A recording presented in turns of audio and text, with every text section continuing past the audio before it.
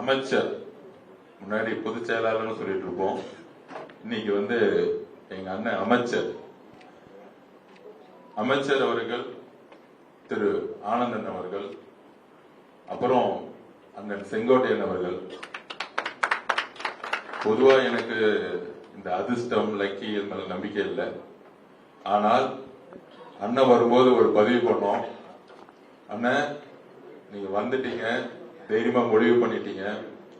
அண்ணா வரும்பொழுது அதிமுக இருக்கக்கூடியவங்க எல்லாம் கேலி கிண்டல் பேசினாங்க.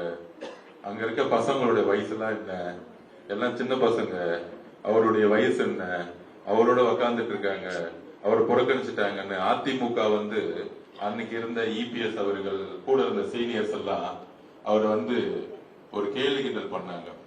அண்ணனுடைய பொறுமை ஒரு வருஷம் இல்லை, 1972 புரட்சி தலைவர் எம்ஜிஆர் ஆரம்பிக்கப்பட்ட இருந்த காலத்திலிருந்து இருக்கக்கூடிய பொறுமை அவருடைய பொறுமை. அவருக்கு தமிழக மக்களுடைய அடிநாதம் என்னன்னு தெரியும்.